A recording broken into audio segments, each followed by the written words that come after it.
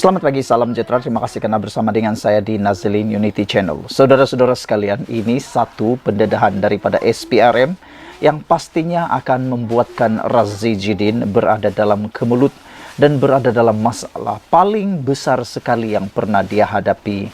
Saudara-saudara sekalian, tentang isu berkaitan dengan dakwaan kononnya berlaku rasuah melibatkan atau terkait dengan Razi Jidin, akhirnya SPRM dedah maklumat baru yang benar-benar menggemparkan seluruh rakyat Malaysia. Ini termasuk mungkin para pemimpin daripada Perikatan Nasional sendiri yang kali ini mungkin akan menjadikan Razi Jidin liability ataupun bebanan kepada Perikatan Nasional. Azam Baki, Ketua Pengarah SPRM, akhirnya mendedahkan bahawa SPRM sedang menerima ataupun telah menerima pelbagai bukti baru. Banyak bukti baru dikumpul, kata SPRM, berkaitan dengan projek cetak buku berkait dengan KPM, Kementerian Pendidikan Malaysia. Suruhanjaya Pencegahan Rasuah Malaysia SPRM mendedahkan agensi itu berjaya mengumpul banyak bukti baru dalam siasatan isu rasuah berkaitan projek percetakan buku di Kementerian Pendidikan Malaysia. Ketua Pesuruhjaya SPRM Azam Baki berkata, ia susulan penahanan dua individu termasuk bekas setiausaha politik seorang bekas menteri bagi membantu siasatan projek bernilai kira-kira 80 juta ringgit membabitkan rundingan terus. Kes ini masih aktif disiasat dan banyak bukti baru yang dikumpulkan pegawai penyiasat SPRM. Bagaimanapun memandangkan ia kes baru, jadi beri kita masa sikit, kata beliau lagi.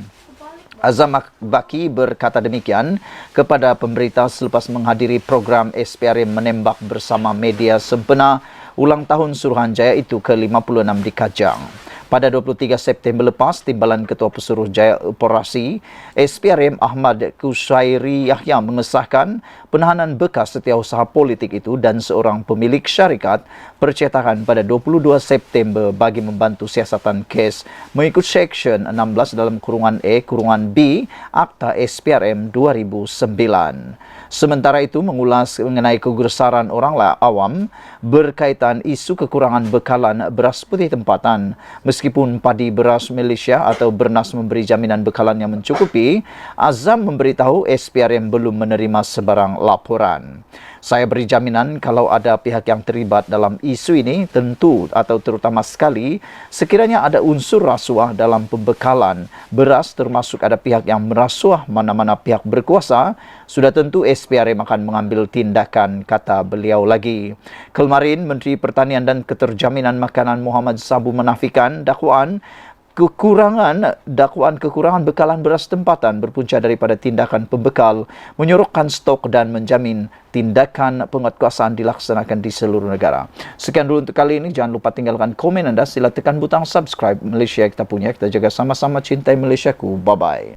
Selamat pagi, salam sejahtera. Terima kasih karena bersama dengan saya di Nazilin Unity Channel. Kali ini, giliran Puan Zarkasi pula disekolahkan.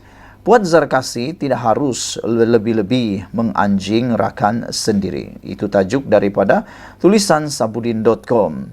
Meskipun baru balik dari mengikuti rombongan Perdana Menteri dalam lawatan ke UNGA di New York dan kemudian membuat posting atau hantaran di media sosial yang mempertahankan Anwar Ibrahim daripada kritikan pembangkang, ia bukanlah lesen untuk ahli MT UMNO merangkap Speaker Dewan Undangan Negeri Johor Dr. Puan Zarkasi untuk berlebih-lebih boleh melakukan troll atau menganjing Menteri PKR yang tidak disukainya.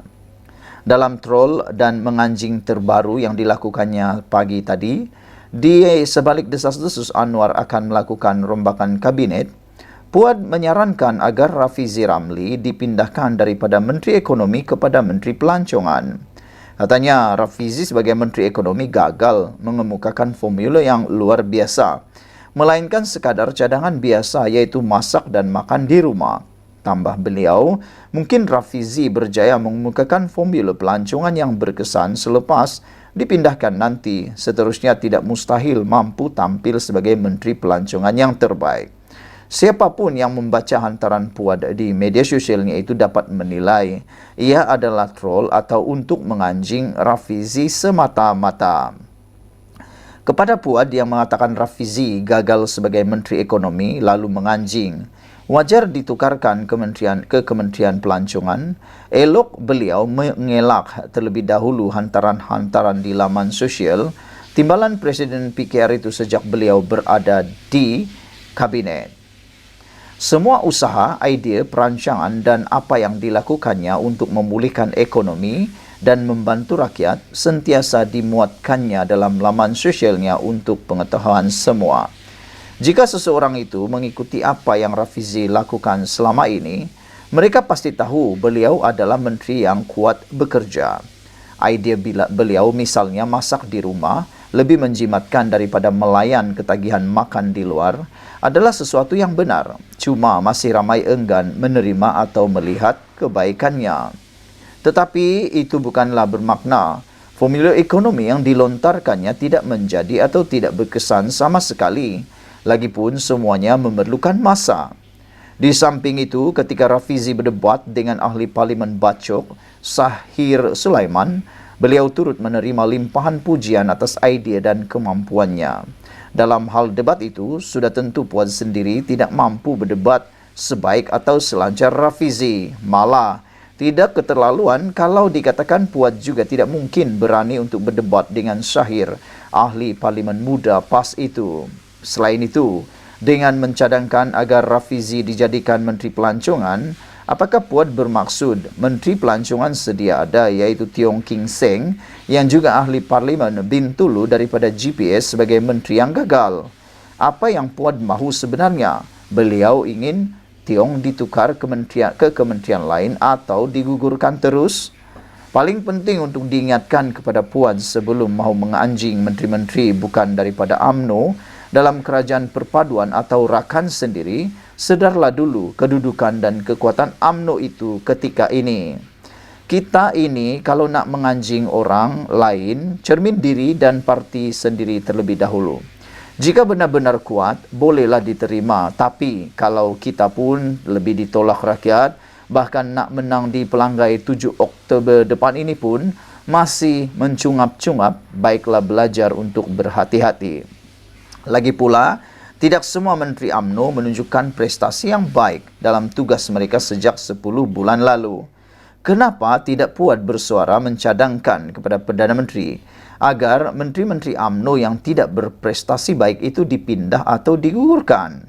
Terlebih penting untuk Puad sedar sebelum beliau terus bertambah seronok melakukan troll atau menganjing menteri lain pula selepas ini, terutama daripada PKR atau PH, ingatlah bahawa isu DNAA Presiden UMNO Ahmad Zahid Hamidi masih merupakan beban yang terpaksa ditanggung oleh Anwar dan kerajaan perpaduan. Entah-entah sehingga ke PRU 16 akan datang.